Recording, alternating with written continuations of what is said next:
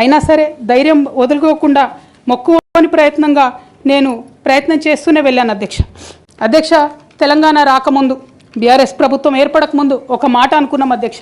కేసీఆర్ గారే పదే ఈ మాట చెప్పారు.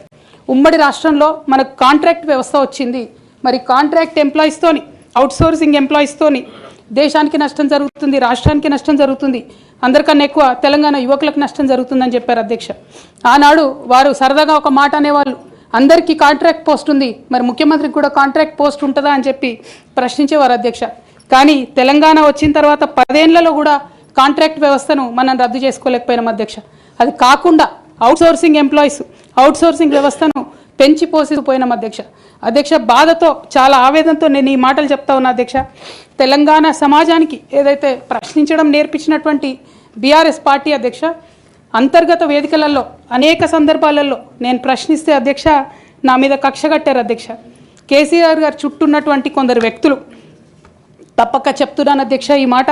ఎందుకంటే భారతదేశ రాజ్యాంగం ప్రకారం రాజకీయ పార్టీలు ఏవైనా కూడా ప్రజలకు ఒక దిక్సూచిగా నిలవాలి అధ్యక్ష, ప్రజలకు ఒక దారిదీపంగా నిలవాలి.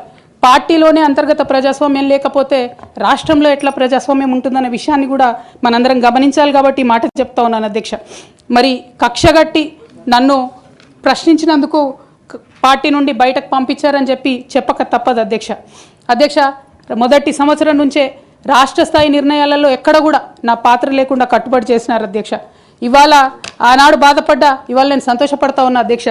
ఎందుకంటే అధ్యక్ష ధర్నా చౌక్ రద్దు చేయడం అనేటటువంటిది ప్రజాస్వామిక హక్కుల్ని కాలరాయడంలో మొదటి మెత్త అధ్యక్ష. ఆనాడు ఇంటర్నల్గా ఎంత ప్రొటెస్ట్ చేసినా కూడా రాష్ట్రం వచ్చింది, ఇప్పుడు ధర్నాలు ఎందుకు, దరఖాస్తులు లేవు, ధర్నాలు లేవు, అన్ని పనులు చేసి పెడతామని చెప్పుకుంటూ వెళ్ళడం జరిగింది అధ్యక్ష. అట్లానే రైతులకు జరిగినటువంటి అక్రమ అరెస్టులు అధ్యక్ష, ఇవాళ ఒక్కొక్క దగ్గర నుంచి రైతులు మాట్లాడుతూ ఉంటే బాధ తట్టుకోలేకపోతున్నాం అధ్యక్ష. దీనికి పెద్ద ఉదాహరణలు సిద్దిపేట సిరిసిల్లలో కట్టినటువంటి కలెక్టరేట్లు 2 వచ్చినటువంటి మొదటి వర్షానికే 2 కూడా మునిగిపోయినాయి అధ్యక్ష. ఆ విజువల్స్ అందరం కూడా మనం చూడడం జరిగింది. ఇక సిద్దిపేటలో సిరిసిల్లలో కట్టిన కలెక్టరేట్లకే దిక్కు లేకపోతే మొత్తం రాష్ట్రంలో కట్టినటువంటి అన్ని బిల్డింగ్లు ఎట్లుంటాయన్న విషయాన్ని కూడా ఒకసారి తెలంగాణ ప్రజలు ఆలోచించుకోవాలి అధ్యక్ష.